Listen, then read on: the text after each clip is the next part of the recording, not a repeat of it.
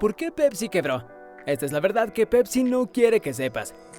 Pepsi comenzó como una estafa de Coca-Cola, e incluso trataron de vender su empresa a Coca-Cola en 3 ocasiones distintas, pero Coca-Cola siguió rechazándolos. Como resultado, Pepsi luchó y literalmente quebró en 2 ocasiones. Sin embargo, en la actualidad, PepsiCo factura unos $80,000 millones al año, más del doble que Coca-Cola. Pepsi ya no es solo una empresa de bebidas, es un gigantesco imperio que posee más productos alimenticios y bebidas de los que puedas imaginar.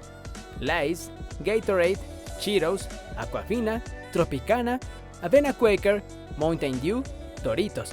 Las marcas que posee PepsiCo son infinitas.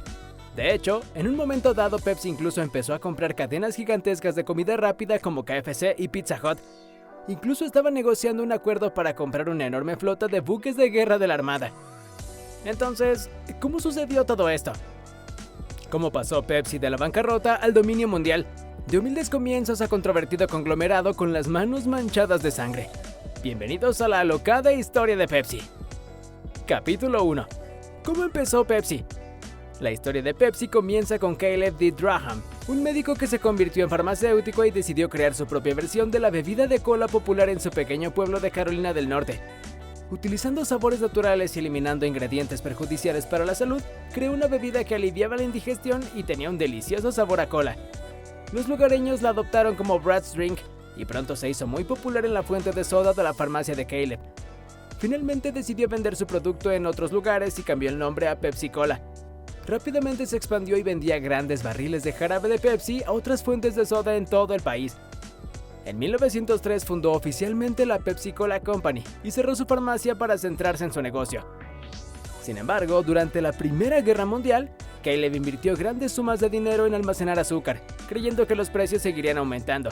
Pero su teoría resultó ser errónea y los precios cayeron drásticamente, lo que llevó a la quiebra de Pepsi Cola en 1920.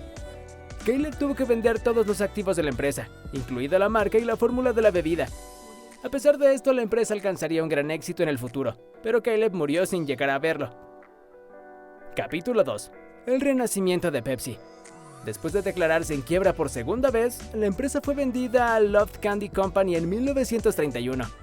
Aunque su competidor Coca-Cola ya se había expandido por todo el mundo, los propietarios de Pepsi no pudieron vender la empresa a Coca-Cola y decidieron utilizar botellas de cerveza recicladas para ahorrar costos y ofrecer Pepsi a un precio más bajo que Coca-Cola.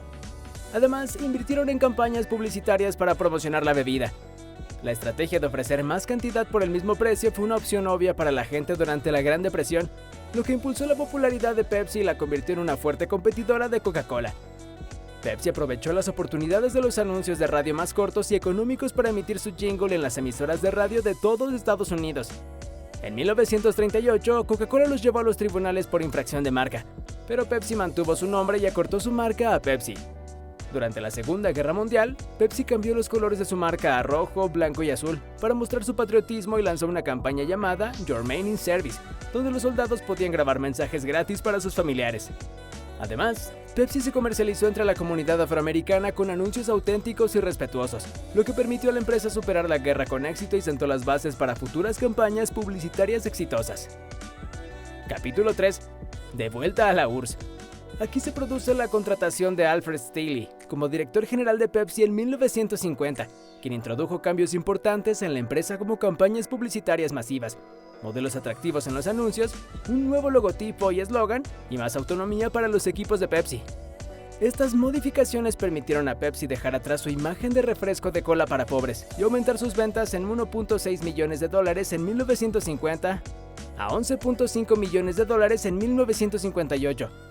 Posteriormente, después de la muerte de Staley, Don Kendall se convirtió en el nuevo líder de Pepsi y decidió expandir la marca en la Unión Soviética a través de un sistema de trueque, recibiendo vodka, Stilkonaya a cambio de su producto.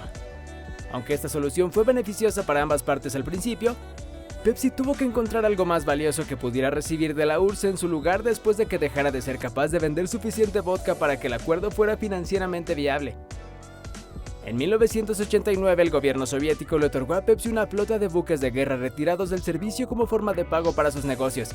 Se suponía que Pepsi vendería los buques como chatarra para ganar dinero, pero en realidad llegaron a un acuerdo donde la Unión Soviética construiría buques de carga comercial de Pepsi que pudieran vender o alquilar. A pesar de que Pepsi tuvo una gran presencia en Europa del Este y Rusia, en 2022 la compañía dejó de fabricar en Rusia después de la invasión rusa de Ucrania, lo que puso fin a su relación de décadas con el país. Si te está gustando el video, te invito a que dejes tu like. Ahora sí, continuemos. Capítulo 4. PepsiCo. PepsiCo decidió expandirse más allá de la venta de bebidas para incluir snacks, ya que sabían que sus clientes compraban ambos productos juntos. En lugar de comenzar desde cero en un nuevo mercado, Pepsi se fusionó con Frito-Lay en 1965 para crear PepsiCo, una nueva corporación con ventas combinadas de más de $500 millones. 5 años después, PepsiCo alcanzó los $1,000 millones en ventas. La adquisición de Frito-Lay resultó ser una estrategia efectiva para expandirse rápidamente a nuevos mercados y unir recursos para el crecimiento global. Además de su éxito en alimentos y bebidas, PepsiCo adquirió 3 de las 10 cadenas de restaurantes más importantes de Estados Unidos: Pizza Hut, Taco Bell y KFC.